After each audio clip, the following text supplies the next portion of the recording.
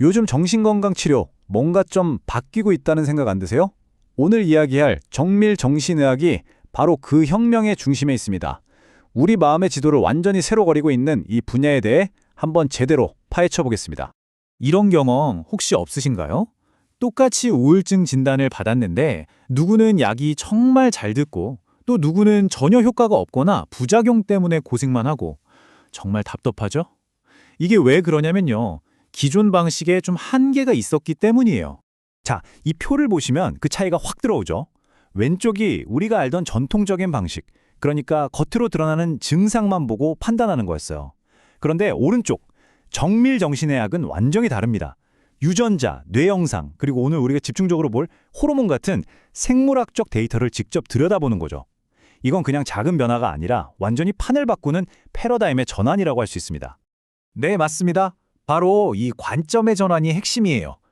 겉으로 보이는 증상 뒤에 숨어 있는 우리 몸의 진짜 설계도, 즉 생물학적 청사진을 읽어내려는 시도인 거죠. 그래서 정밀 정신의학이 뭐냐? 한마디로 이거예요. 사람마다 다른 유전자, 뇌, 호르몬 데이터를 다 모아서 도대체 왜 아픈 건지 그 뿌리를 찾고 그 사람한테 가장 잘 맞는 치료법을 찾아주는 것. 이게 바로 정신의학의 미래입니다. 이게 먼 미래 얘기가 아니에요. 보세요. 2015년부터 관련 연구가 진짜 폭발적으로 늘었고요. 2025년에는 전 세계적인 표준을 만드는 로드맵이 나왔고, 심지어 2026년부터는 AI 기술이 실제 병원에서 쓰이기 시작했습니다. 그러니까 우리는 지금 이 혁명의 한복판에 서 있는 겁니다. 그러면 그 생물학적 청사진 뭘로 읽을 수 있을까요? 여러 가지 단서가 있지만 오늘 이야기의 주인공은 바로 호르몬입니다. 우리 몸이 계속해서 보내는 이 섬세한 신호들을 이제 우리가 해독할 수 있게 된 거죠. 한번 이렇게 생각해보면 어떨까요? 우리의 기분이나 스트레스, 이런 게 그냥 정신력이나 의지의 문제가 아니라 우리 몸속 호르몬들이 만들어내는 정교한 오케스트라의 결과라면요. 자, 좀 더 깊이 들어가 보죠. 먼저 HPA 축이라는 게 있어요. 우리 몸의 스트레스 대응 시스템의 사령부라고 할 수 있죠.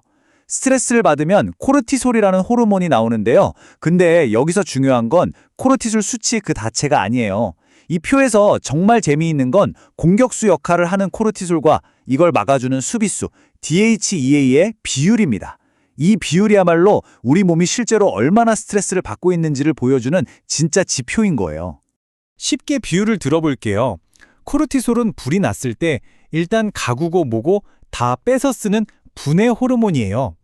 반면에 DHEA는 불이 꺼진 다음에 집을 다시 짓고 고치는 생성 호르몬이고요. 이 둘의 밸런스가 무너지면 당연히 문제가 생기겠죠? 갑상선도 마찬가지예요. HPT 축이라고 부르는데 우리 기분과 에너지의 조절 장치 같은 역할을 하거든요.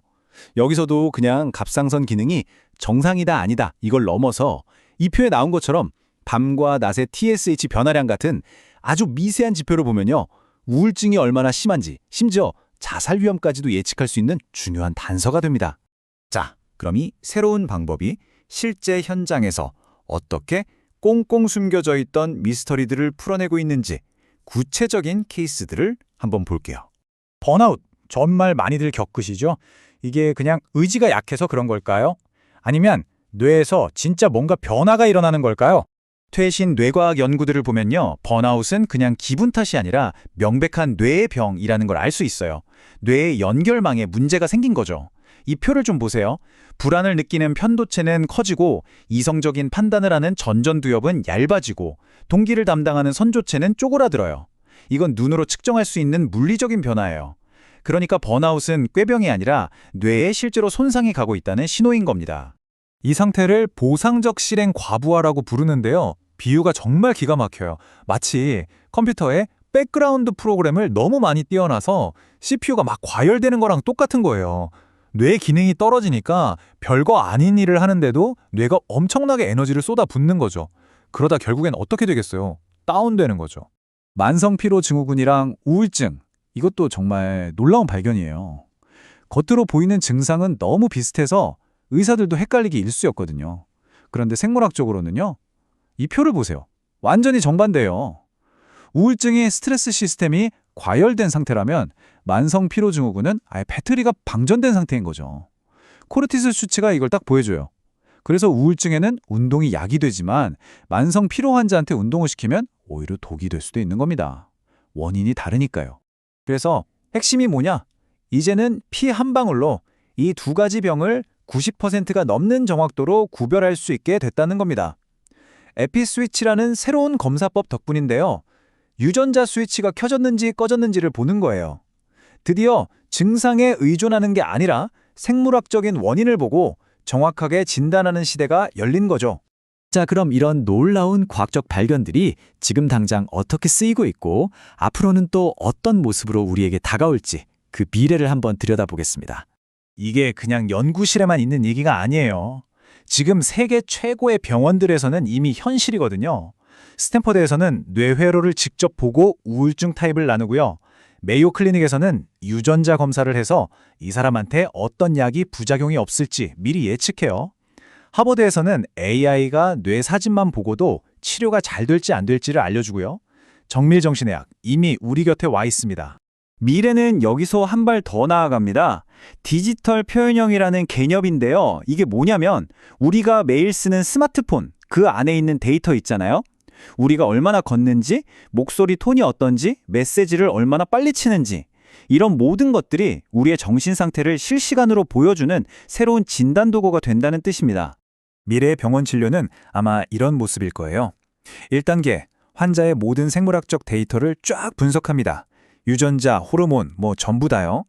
2단계, 스마트워치 같은 걸로 실시간 행동 패턴을 계속 모니터링하고요.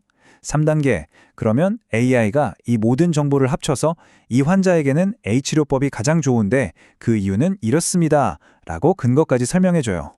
그리고 마지막 4단계, 병이 심각해지기 전에 미리 신호를 포착해서 조기에 개입하는 거죠. 정말 대단하지 않나요? 결국 이게 궁극적인 목표의 변화예요. 예전에는 그냥 증상을 억누르는 데 급급했다면 이제는 우리 몸에 깨져버린 생물학적 균형 자체를 온전히 회복시키는 쪽으로 가고 있는 겁니다. 이 문장이 정밀 정신의학이 뭘 하려는 건지 정말 잘 보여준다고 생각해요.